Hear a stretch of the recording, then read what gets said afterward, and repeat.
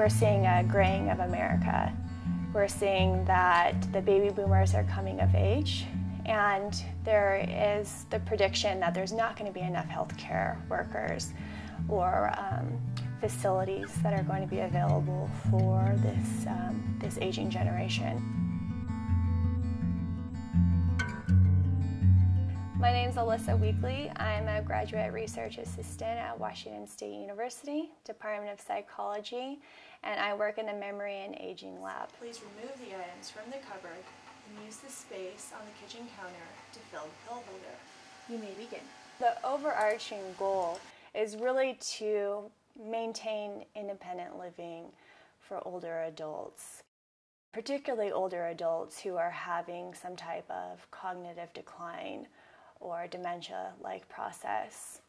So we want to develop different types of technologies that are non-invasive, that can collect data unobtrusively and use that data to maintain this healthy, independent living even when people are facing some type of cognitive decline. So our neighbors have no idea that we're here. There's not a sign outside that says this is where the smart home's at. We really want to blend in and look like we're just a normal, average home, because this is how we want it to be out in the real world. We want people to never know that there are sensors and all this hardwire that's in these homes. So these are motion sensors on the ceiling here. The white discs, they track activity and your location throughout the apartment. We also have video cameras, so 2 video cameras up there, another one here, and 2 back there, and 1 against the wall in there. And those feed up to a computer upstairs where we watch what you're doing from down here. We bring participants in and we have them complete a variety of different activities that somebody might do on a daily basis in their own home. And while they're doing these activities, we monitor them through these different sensors, and this gives us an idea of how people complete activities and what it looks like in a sensor platform. We can use this information to assess changes in health status, predict when somebody might be having some sort of health change or decline.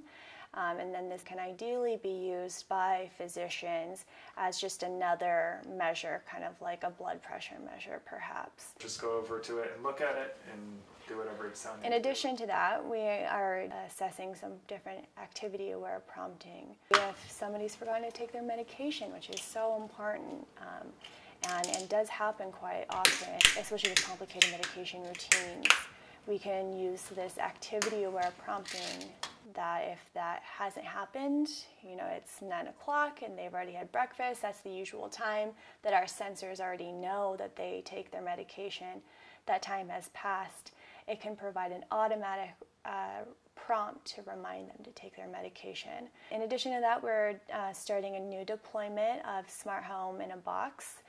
And with this project, people will be sent these smart homes in boxes and they are instructed to install it themselves.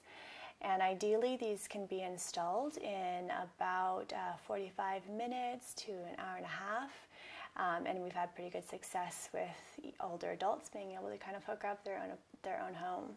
And then we can start collecting data from that environment. Figuring out what this demo is going to entail, who's going to do it. Machine learning is in its second renaissance. The 1960s, 70s was the first one. Now we're having another wave of success where there's been some significant breakthroughs in our ability to process and achieve great things using the kinds of large-scale data that we have today. My name is Aaron Crandall. I am an assistant research professor here at Washington State University. I am the lead engineer and make it happen guy in CASAS. But the thing is, that actually goes to the loco.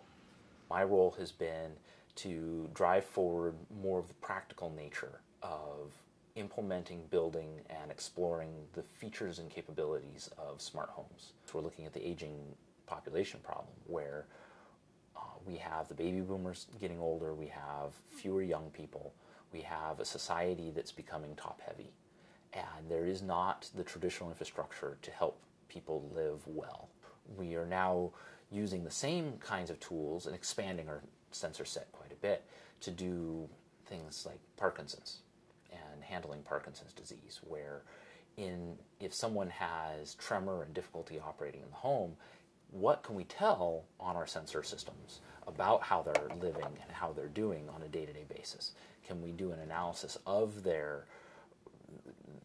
physical limitations, of their needs, to then drive the analysis of our medications working, our physical therapies working, how are they changing over time? We've worked with experimental psychology, nurses, physicians. We've worked with people from athletics for kinematics, movement.